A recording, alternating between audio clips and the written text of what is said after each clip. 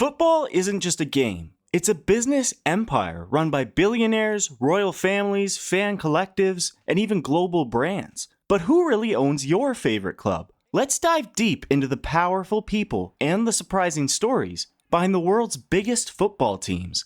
From the red side of Manchester to the glamour of Paris and the chaos of Rio, every club has a different story of how money, ambition, and passion collide to shape football as we know it. And we'll start with one of the most famous names in the sport, Manchester United.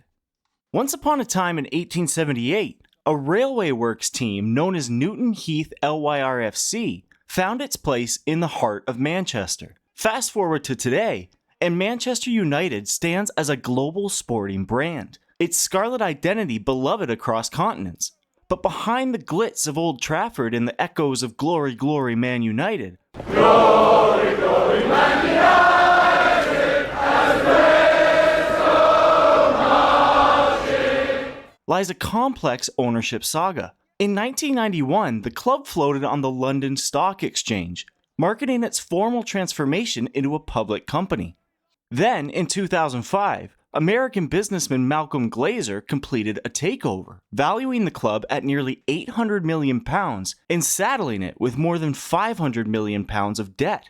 Today marks 20 years since Manchester United agreed to one of the most controversial takeovers in Premier League history. It meant United was loaded with debt of more than £525 million. The Glazer family inherited control and have held it ever since. For fans, the takeover has been controversial. The club, once free of major debt, found itself under heavy financial burdens and unpopular among supporters who felt the commercial side had grown too dominant. He's not over there because he's a big soccer fan. He's over there because there's a real opportunity to make money. And son of a gun, there it is in Manchester, and he's going to get it. More recently, in early 2024, British billionaire Jim Ratcliffe and his IENOS group acquired up to a 25% stake and took charge of the club's football operations, though the Glazers remain the majority owners. So Manchester United today sits in a hybrid state, a globally recognized brand with deep heritage, yet navigating the tensions between legacy fans, debt burdens, and modern investment or restructuring ambitions. What does this mean for its future? That's the story to watch.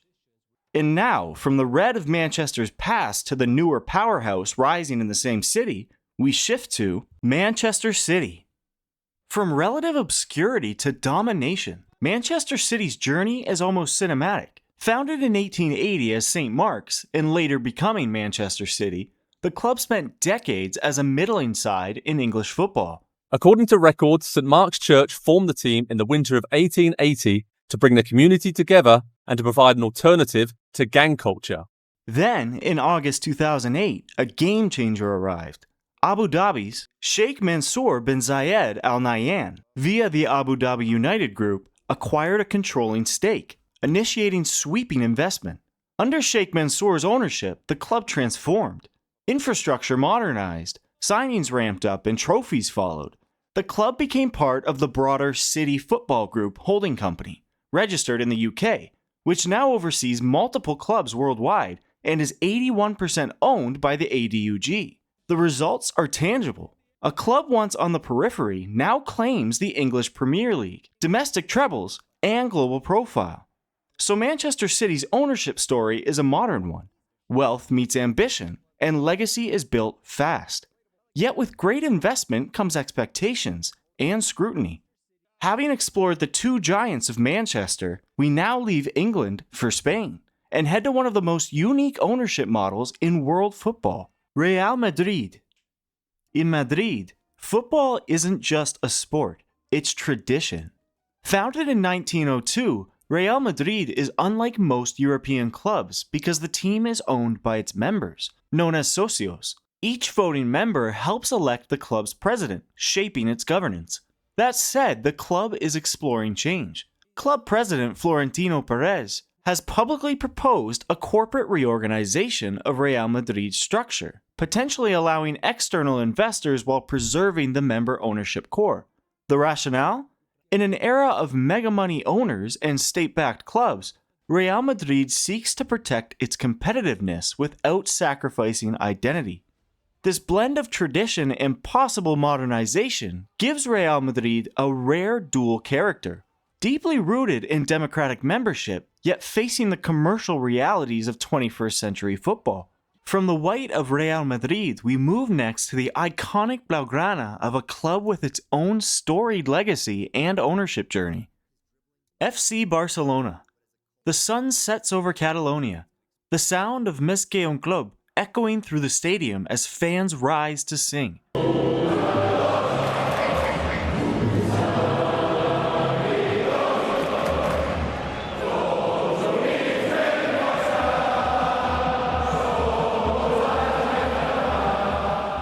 But behind the passion in the Blaugrana colors lies an ownership story unlike almost any in modern football. Barcelona isn't privately owned by a billionaire or a hedge fund.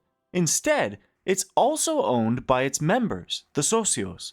These supporters pay a membership fee, vote in presidential elections, and hold the ultimate control of the club's direction. This model roots the club firmly to its community and history. Yet, with great idealism comes great challenges. As finances soared in global football, Barcelona faced debt, commercial pressures, and the ever-present question, can a member-owned model truly compete with the mega-money owners elsewhere? The club's own messaging talks of consolidating the model, preserving the institutional essence. A club owned by its members, independent, rooted in the city. The tension remains. Maintain identity, but step into the world of global business. From Barcelona's member-owned heritage, we now shift to the next chapter, across the Atlantic where a new franchise in the USA is rewriting the playbook. Inter Miami CF. In South Florida, pink and black kits, big dreams, and global superstars collide. Inter Miami, founded only recently, is a fresh story of ambition, an ownership that mixes celebrity, business, and American sport culture. At the top sit co-owners David Beckham and brothers Jorge Mas and Jose Mas, the Mas brothers being the majority owners, with Beckham as the iconic sporting face of the project. Aries Management also joined as a strategic investor. Their takeover in 2021 trapped the club's ambition. Build fast, think global, attract the big names. I would like to introduce to you your number 10, Inter Miami's number 10, America's number 10, the best number 10 in the world, Lionel Andres Messi. What does this mean? Inter Miami is the mirror image of the traditional club. Instead of generations of local membership, you have new money investment and global branding. The result? Rapid growth, rapid attention, and rapid expectation. We've seen Barcelona's roots and Inter Miami's rocket rise. Next, we venture to Argentina for another giant with one of the most unique ownership stories in world football. Boca Juniors. Down in Buenos Aires, football isn't just a passion, it's religion. And few clubs embody that intensity like Boca Juniors. Founded in 1905 by a group of Italian immigrants, Boca quickly became a symbol of working-class pride in Argentina. But who owns the Boca Juniors? The answer lies not in billionaires, but in democracy. Like Barcelona and Real Madrid, Boca is member-owned, controlled by thousands of socios who vote for the club's president and board. This structure keeps the power in the hands of supporters, ensuring the club remains a community symbol rather than a private business. However, that doesn't mean Boca is free from politics. Presidential elections are fierce media-covered battles, more like national campaigns than club affairs. Still, the model has kept Boca true to its fans, even amid global football's corporate shift. From Buenos Aires' passionate democracy, we move to Munich, where tradition and fan power meet German precision. Bayern Munich. When it comes to combining success with stability, Bayern Munich might be the model every club envies. Founded in 1900, Bayern is both a football powerhouse and a business machine, yet it remains deeply fan-connected. Under Germany's famous 50+1 rule, no single investor can control a majority stake in a club. Bayern follows this model perfectly. 75% of the club is owned by its members, while 25% is shared among corporate partners, Adidas, Allianz, and Audi. This balance gives Bayern money, structure, and fan legitimacy. The club's leadership, including former legends, has ensured the club stays both profitable and successful. But in Germany, not every team follows Bayern's traditional route. Our next club challenged the very DNA of German football ownership itself: Borussia Dortmund. Borussia Dortmund's story is one of passion, near collapse, and revival. Established in 1909 by a group of young men rebelling against church-controlled football, Dortmund became one of Germany's most beloved clubs. Ownership-wise, Dortmund also follows the 50+1 rule. The club is majority owned by its members through Ballspielverein Borussia 09 e.V. Dortmund, but a portion, roughly 5%, is listed publicly on the Frankfurt Stock Exchange. This hybrid setup gives Dortmund financial flexibility while keeping fan influence intact. After financial trouble in the early 2000s, the club's rescue, including Bayern lending them money, became legendary in football circles. Yet, just a few hundred kilometers away, another German club tore up the rulebook and sparked one of football's most heated debates: RB Leipzig. Founded not by history, but by marketing strategy, RB Leipzig is the revel of German football. Established in 2009 after Red Bull GmbH bought the playing rights of a fifth-tier team, SSV Markranstädt, Leipzig rocketed to the Bundesliga in under a decade. Technically, RB Leipzig complies with the 50+1 rule, but only a few individuals, mostly Red Bull employees, are voting members. This gives Red Bull complete control while maintaining a legal facade of fan ownership. Owned and financed by Austrian billionaire Dietrich Mateschitz, until his passing in 2022, the founder of the Red Bull energy drinks empire, that's Dietrich Mateschitz, has died at the age of 78. Red Bull's influence reshaped the modern football's marketing landscape. RB Leipzig may lack deep roots, but its success is undeniable, proving that money and management can rewrite tradition. Now we leave Germany and head west to Paris, where fashion, luxury, and football meet under one of the richest ownerships in the sport: Paris Saint-Germain. In the heart of Paris, luxury meets football. Paris Saint-Germain was founded in 1970 after the merger of Paris FC and Stade Saint-Germain, but its true transformation began decades later. In 2011, Qatar Sports Investments, or QSI, a subsidiary of the Qatar Investment Authority, the country's sovereign wealth fund, purchased the club. Led by Nasser Al-Khelaifi, PSG became one of the richest and most glamorous clubs in the world. Under Qatari ownership, PSG's spending power skyrocketed, signing global icons like Neymar, Mbappe, and Messi, while reshaping Ligue 1's competitiveness. But it also invited criticism, accusations of sports washing and unfair financial influence. Still, PSG stands as the flagship of Qatar's global branding strategy, a perfect marriage of football, image, and state power. From French glamour to Mediterranean elegance, our next stop takes us to the French Riviera, where a billionaire prince's club quietly commands global attention: AS Monaco. Perched along the glittering coast of Monte Carlo, AS Monaco reflects its home: small, wealthy, and exclusive. Founded in 1924, the club's ownership is as elite as its location. In 2011, Dmitry Rybolovlev, a Russian billionaire and art collector, bought 66% of the club through his company Monaco Sports Investment. Later, he increased his stake to 97%, essentially controlling the team. Rybolovlev invested heavily in the early years, signing Falcao, James Rodriguez, and Mbappe via their academy, then shifted strategy towards developing and selling young talent. It's a business model that blends luxury with sustainability, a football boutique on the Riviera. Leaving the Côte d'Azur, we cross back into Italy, a land of passion, rivalries, and powerful owners. First up, the Nerazzurri of Milan. Inter Milan. Inter Milan has long been a symbol of style and success. Founded in 1908, its name reflected its openness to international players, a radical idea at the time. In 2016, Chinese retail conglomerate Suning Holdings Group acquired a majority stake, around 68%. And Chinese retail giant Suning has announced it's buying a 69% stake in the Italian football club Inter Milan. Through its chairman Zhang Jingdong. Zhang's son, Stephen Zhang, became club president, making him one of the youngest in Europe. Suning's era brought financial investment, a Serie A title in 2021, and 2 Champions League's final appearances in 2023 and 2025.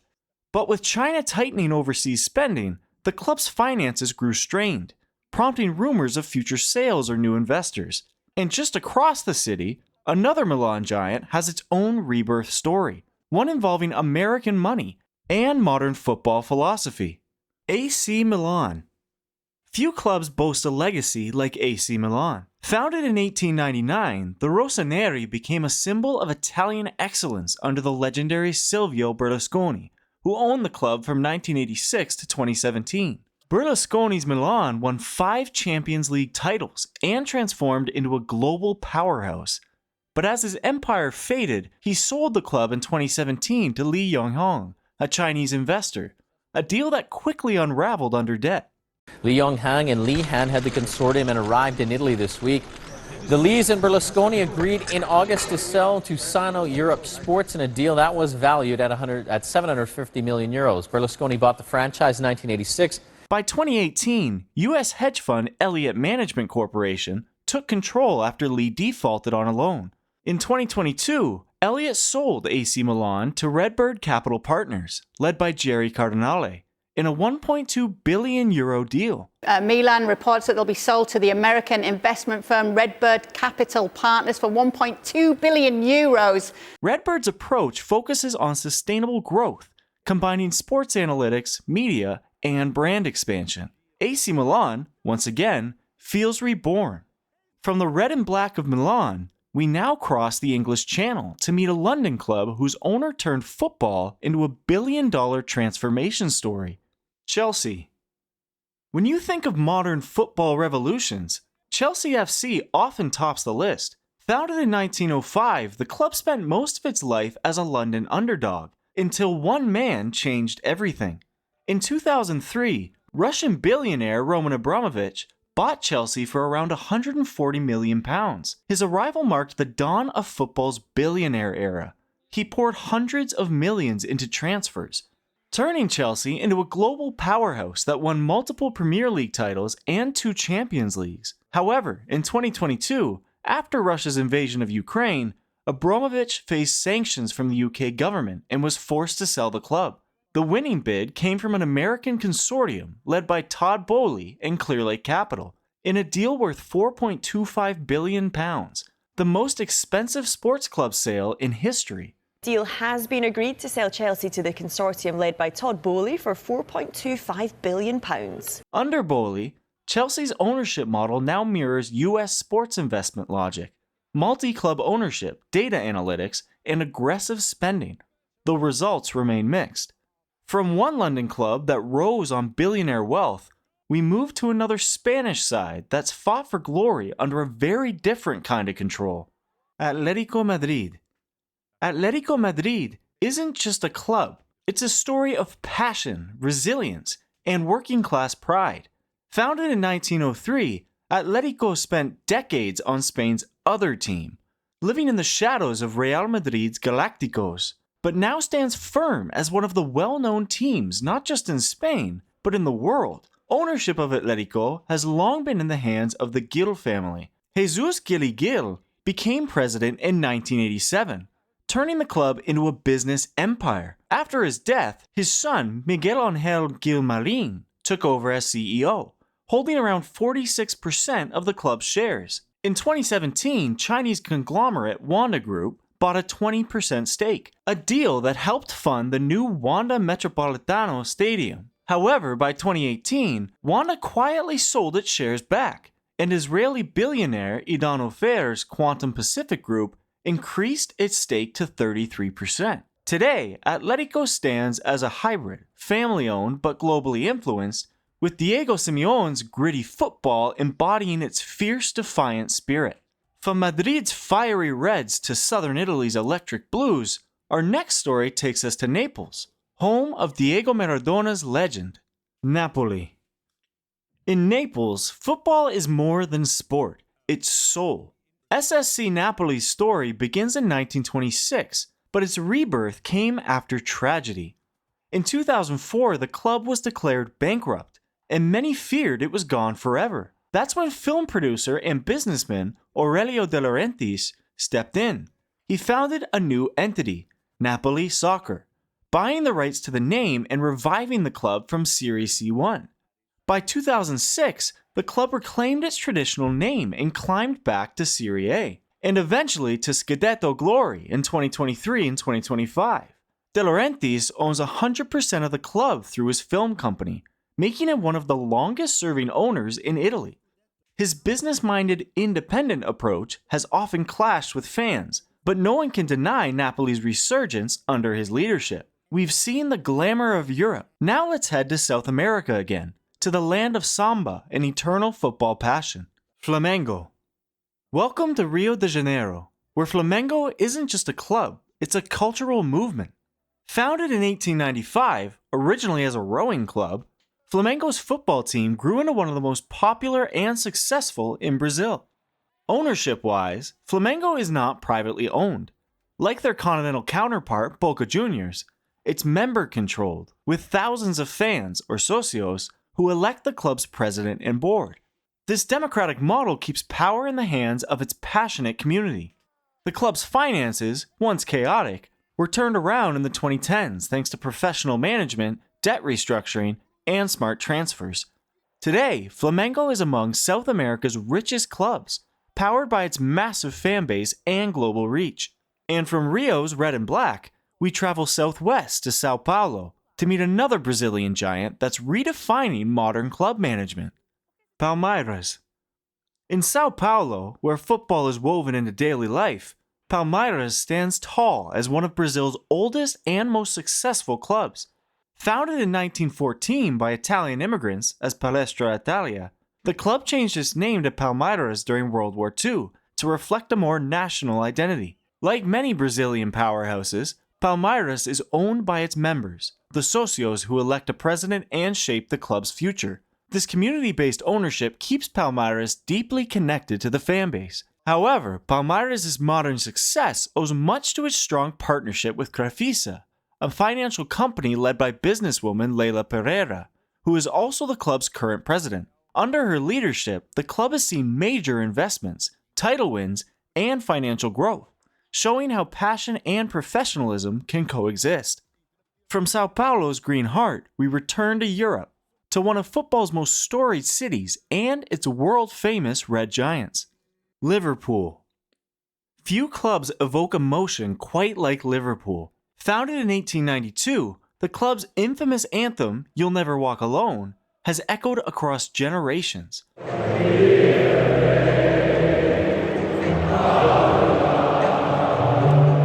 But behind the romance lies one of football's most interesting ownership evolutions. In 2010, after a turbulent spell under Tom Hicks and George Gillett, Liverpool was bought by Fenway Sports Group, or FSG, an American company also owning the Boston Red Sox. Led by John W. Henry, Tom Werner, Mike Gordon, and most interestingly, LeBron. From a commercial partnership standpoint, FSG brought structure, analytics, and long-term planning to Liverpool. Their model blends business logic with football culture, investing smartly in transfers, facilities, and data. It led to a Champions League win in 2019 and Premier League titles in 2020 and 25, with the aforementioned title win ending a previous 30-year drought. FSG remains the sole owner today, though it has entertained minority investment discussions. Now we turn to Turin's black and white stripes. Our next chapter explores an Italian giant steeped in family power and legacy, Juventus. When you talk about Juventus, you're talking about dynasty. Founded in 1897, the club has been controlled for nearly a century by the Agnelli family, one of Italy's wealthiest dynasties and founders of Fiat, now Stellantis. Fiat and Peugeot groups have had a long hard think about what to call themselves after they merge, and they've got an answer: Stellantis. The family owns Juventus through Exor NV, their holding company, which holds around 63.8% of the club's shares.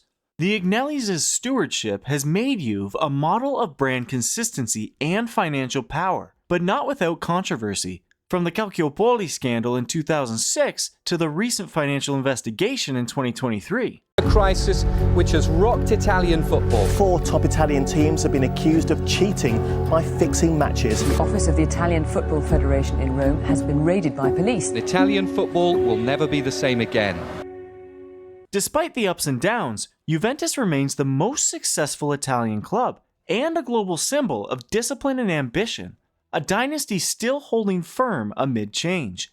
From Turin's legacy to North London's ambition, we now move to a club whose owners helped redefine football's business landscape, Arsenal. Founded in 1886, Arsenal FC grew from a small workers' team in Woolwich to a global powerhouse. But the story of its ownership is one of slow consolidation and eventual control by American hands. For decades, Arsenal was owned by a collection of shareholders, including longtime figures like David Dine and the Hillwood family. That changed in 2011 when American businessman Stan Kroenke, owner of Kroenke Sports and Entertainment, or KSE, became majority shareholder. By 2018, Kroenke bought out shares to take 100% ownership, delisting the club from the stock exchange. Stan Kroenke originally began amassing shares of Arsenal in 2007 and has since worked up to owning 67% of the club, but now plans to take the remaining shares from Russian billionaire Alisher Usmanov, who currently owns 30%. His control has been met with mixed emotions, stability and investment on one hand, but frustration from fans over limited engagement. Still, under KSE, Arsenal has modernized its operations, invested in young talent, and re-emerged as a consistent runner-up to the Premier League.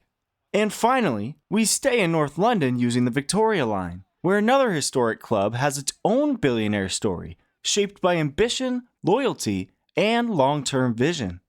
Tottenham Hotspur. White Hart Lane, the roar of North London, and a club whose rise has been driven by strategy rather than splurging. Tottenham Hotspur. Founded in 1882, Spurs have always mixed tradition with ambition, but their modern story centers on ENIC Group, the investment firm that controls the club. ENIC first bought a stake in 2001 and gradually increased ownership to about 86.6%. ENIC is chaired by Joe Lewis, a reclusive British billionaire based in the Bahamas, though day-to-day operations have long been overseen by Daniel Levy until his resignation earlier this year, the club's chairman and minority shareholder. Under their leadership, Spurs have built one of the most advanced stadiums in the world, pursued sustainable spending, and focused on long-term growth instead of reckless investment. In 2023, ENIC transferred a portion of its shares to the Lewis Family Trusts, confirming the club remains privately owned and financially stable. Tottenham's ownership philosophy is clear: business discipline first, football glory second. A model both admired and criticized in equal measure. And now we close our journey with a club reborn, one that's gone from the brink of obscurity to football's most controversial takeover story, Newcastle United. In 2021, the football world shook. Newcastle United, a historic but struggling club from England's northeast, was suddenly catapulted into global headlines. That October, a consortium led by Saudi Arabia's Public Investment Fund, chaired by Crown Prince Mohammed bin Salman, acquired an 80% stake in the club for roughly £300 million. The remaining shares are split between Amanda Staveley's PCP Capital Partners and the Reuben brothers, each holding 10%. The deal ended 14 years of ownership under businessman Mike Ashley, whose cost-cutting approach had angered fans.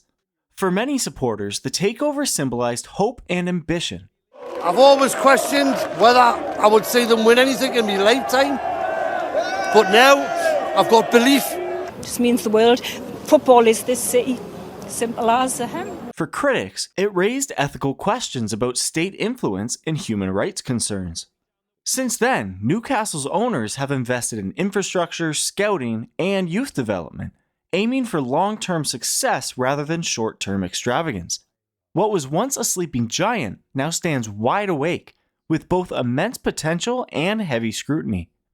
From fan-owned collectives in Buenos Aires and Barcelona to state-backed empires in Paris and Newcastle, football's ownership map tells a story far larger than sport. It's about power, identity, community, and the collision between passion and profit. Each club, whether driven by fans, families, or fortunes, reflects a different philosophy of what football truly means. And as money keeps reshaping the game, one truth remains unchanged. No matter who owns the badge, it's the fans who keep the heartbeat of football alive. So, which ownership model do you think is best for the future of football? The billionaire-backed clubs? Or the fan-powered ones?